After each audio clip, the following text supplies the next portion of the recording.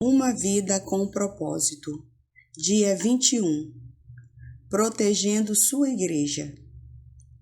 Vocês estão unidos na paz por meio do Espírito. Portanto, esforcem-se para continuar unidos desse modo. Efésios capítulo 4, verso 3. Acima de tudo, deixem que o amor dirija a vida de vocês, porque assim toda a igreja permanecerá unida em perfeita harmonia. Colossenses capítulo 3, versículo 14. É sua função proteger a unidade de sua igreja. A unidade da igreja é tão importante que o Novo Testamento dá mais importância a isso que ao céu e ao inferno. Deus deseja profundamente que experimentemos unidade e harmonia uns com os outros. A unidade é a alma da comunhão. Destrua-a e estará removendo o coração do corpo de Cristo. A unidade está no âmago daquilo que Deus deseja que experimentemos na vida conjunta da igreja. Nosso modelo supremo de unidade é a Trindade. O Pai, o Filho e o Espírito Santo são totalmente unidos em um. O próprio Deus é o maior de todos os exemplos de amor sacrificial, de humildade para com os outros e de perfeita harmonia. Assim como qualquer pai, nosso Pai Celestial tem prazer em ver os seus filhos em harmonia uns com os outros. Em seus últimos momentos, antes de ser preso, Jesus orou apaixonadamente por nossa unidade. João, capítulo 17, versículo 20 a 23. Era a nossa união que estava em primeiro lugar em sua mente naquelas horas agonizantes. Isso mostra a importância do assunto. Nada no mundo é mais valioso para Deus que sua igreja. Ele pagou o mais alto preço por ela e a quer protegida, especialmente dos danos devastadores causados por divisões, conflitos e discordâncias. Se você faz parte da família de Deus, é sua responsabilidade proteger a unidade da comunidade em que congrega. Você foi encarregado por Jesus de fazer o possível para preservar a unidade, proteger a comunhão e promover a harmonia em sua igreja e entre todos os cristãos. A Bíblia diz: façam todo o esforço para conservar a unidade do Espírito pelo vínculo da paz. Efésios capítulo 4, versículo 3. Como fazer isso? A Bíblia nos dá algumas orientações. Concentre-se no que temos em comum, não em nossas diferenças. Paulo recomenda: concentremo-nos nas coisas que contribuem para a harmonia e no crescimento da nossa comunhão conjunta. Romanos capítulo 14, versículo 19. Como fiéis, compartilhamos um Senhor, um corpo, um propósito, um Pai, um Espírito, uma esperança, uma fé, um batismo e um amor. Romanos capítulo 10, verso 12, capítulo 12, versículo 4 e 5, 1 Coríntios capítulo 1, versículo 10, 1 Coríntios capítulo 8, versículo 6, 1 Coríntios capítulo 12, versículo 13, e Efésios capítulo 4, versículo 4 e 5, Filipenses capítulo 2, versículo 2. Partilhamos a mesma salvação, a mesma vida e o mesmo futuro, fatores muito mais importantes que as diferenças que poderíamos enumerar. É neles que devemos nos concentrar, não em nossas diferenças pessoais. Lembre-se de que foi Deus quem escolheu nos dar diferentes personalidades, formações, raças e preferências. Logo, devemos apreciar essas diferenças, não simplesmente tolerá-las. Deus deseja unidade, não uniformidade, mas, para o bem da unidade, não devemos permitir que nossas diferenças, em circunstância alguma, nos separem. Precisamos nos manter concentrados no que mais importa, aprender a amar uns aos outros como Cristo nos amou e cumprir os 5 propósitos de Deus para cada um de nós e para a sua igreja. O conflito é normalmente sinal de que o foco foi desviado para questões menos importantes, que a Bíblia chama assuntos controvertidos. Romanos capítulo 14, versículo 1, 2 Timóteo capítulo 2, versículo 23.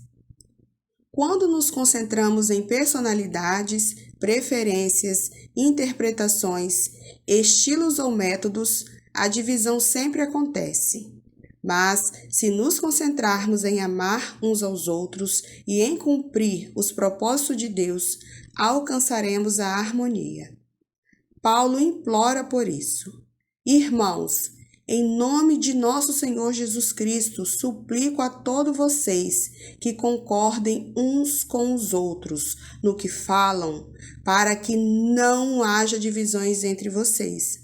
Antes, que todos estejam unidos num só pensamento e num só parecer. 1 Coríntios capítulo 1, versículo 10. Seja realista em suas expectativas. Agora que você descobriu como Deus quer que seja a verdadeira comunhão, é fácil ficar desanimado pela disparidade entre o ideal e a realidade presenciada em sua igreja. Você deve amar apaixonadamente a igreja, apesar das imperfeições que ela tem. Ansiar pelo ideal enquanto critica o real é evidência de imaturidade. Em contrapartida, conformar-se com o real sem lutar pelo ideal é complacência. A maturidade está em conviver com essa tensão. Outros fiéis irão decepcioná-lo e desiludi-lo, mas isso não é desculpa para deixar de ter comunhão com eles. Eles são sua família, mesmo quando não agem como tal, e você não pode simplesmente abandoná-los. Em vez disso, Deus nos orienta. Sejam pacientes uns com os outros, fazendo concessões às faltas uns dos outros, por causa do amor que há em vocês. Efésios capítulo 4, versículo 2. As pessoas ficam desiludidas com a igreja local por muitas razões compreensíveis. A lista pode ser bastante longa. Conflitos, mágoas, hipocrisia, negligência, mesquinharias, legalismo e outros pecados. Em vez de ficarmos abalados e surpresos, devemos recordar que a igreja é constituída de pecadores de verdade, entre os quais nos incluímos. Por sermos pecadores, magoamos uns aos outros, às vezes intencionalmente e às vezes sem querer. Mas, em vez de deixar a igreja, precisamos ficar ali e tentar de alguma forma solucionar o que for possível. A reconciliação, não a evasão, é a estrada para um caráter mais forte e para uma comunhão mais profunda. Divorciar-se da igreja ao primeiro sinal de decepção ou desilusão indica imaturidade. Deus tem coisas que quer ensinar a você e aos outros também. Além do mais, não há igreja perfeita para onde você possa escapar. Toda igreja tem fraquezas e problemas, e você logo ficará desapontado novamente. Groucho Marx ficou famoso por dizer que não gostaria de pertencer a um clube que o aceitasse como sócio. Se uma igreja tiver de ser perfeita para satisfazê-lo, essa mesma perfeição irá impedi-lo de pertencer a ela, porque você não é perfeito.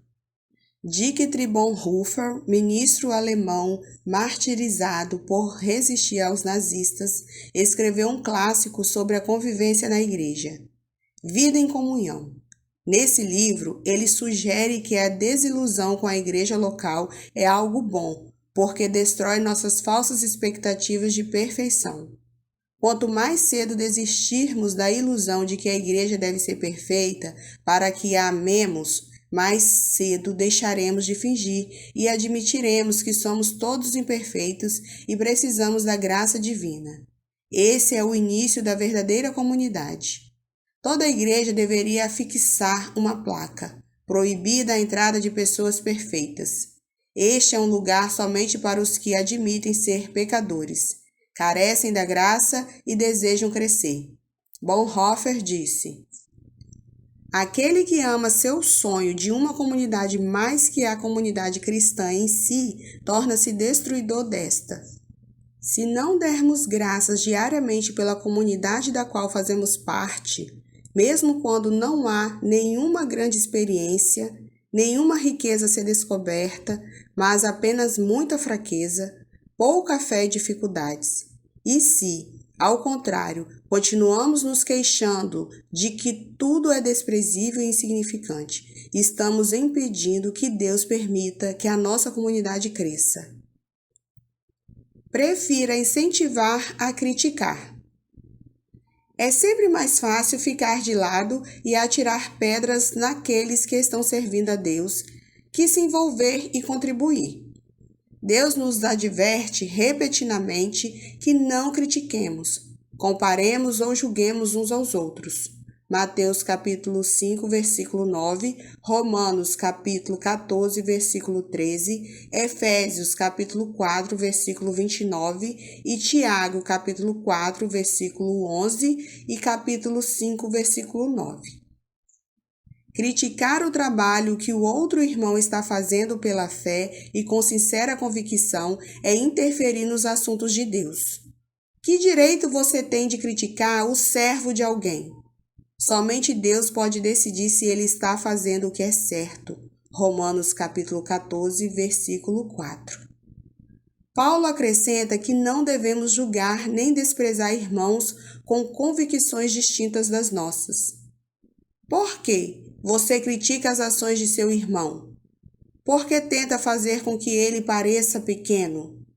Todos seremos julgados um dia, não com base nos padrões uns dos outros, nem mesmo por nossos próprios padrões, mas pelo julgamento de Deus. Romanos capítulo 14, versículo 10. Sempre que julgo um irmão, 4 coisas acontecem instantaneamente. Perco minha comunhão com Deus, exponho meu orgulho e insegurança. Predisponho-me em situação de ser julgado por Deus e prejudico a comunhão da igreja.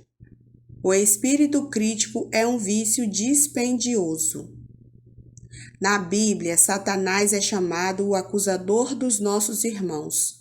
Apocalipse capítulo 12, versículo 10. Culpar, criticar e queixar-se dos membros da família de Deus é trabalho do diabo. Se fazemos o mesmo, é porque fomos ludibriados e induzidos a fazer o trabalho de Satanás. Lembre-se de que os outros cristãos, não importa quanto você discorde deles, não são o verdadeiro inimigo. O tempo que desperdiçamos comparando ou criticando outros irmãos deveria ser aplicado na edificação da unidade entre os irmãos. A Bíblia diz: assim estaremos empregando nosso esforço na boa convivência fraterna. Ajudem-se mutuamente com palavras de ânimo. Não ponha seu irmão lá embaixo, apontando os defeitos dele. Romanos capítulo 14, versículo 19. Recuse-se a dar ouvidos a fofocas. Fofocar é transmitir informações quando você nem é parte do problema nem da solução. Você sabe que espalhar fofocas é errado e, se quiser proteger sua igreja, nem mesmo deve dar ouvidos a elas.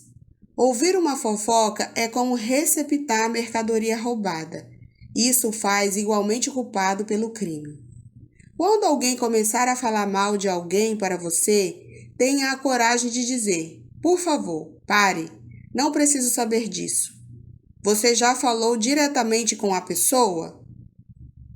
Pessoas que trazem fofocas a você também irão espalhar fofocas sobre você. Tais pessoas não são confiáveis. Se você dar ouvidos a fofocas, para Deus você é um criador de casos.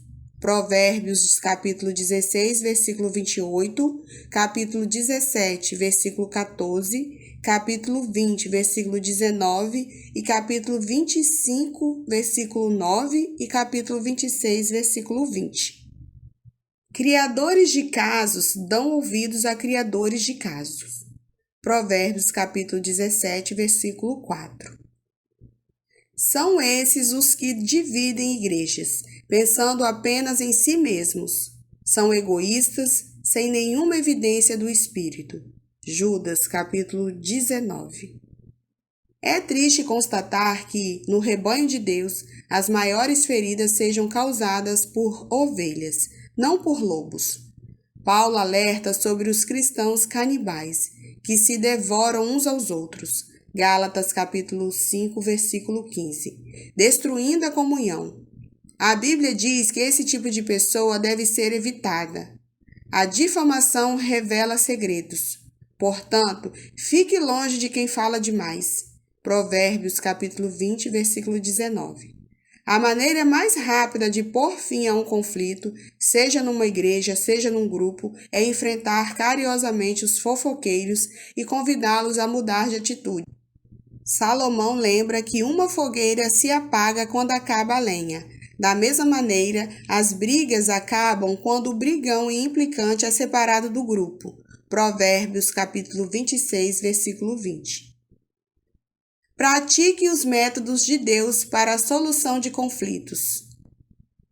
Além dos princípios mencionados no capítulo anterior, Jesus ensina à igreja um processo simples, dividido em 3 etapas. Se um dos que dizem ser seu irmão na fé prejudicar você, converse com ele. Consertem a situação entre vocês.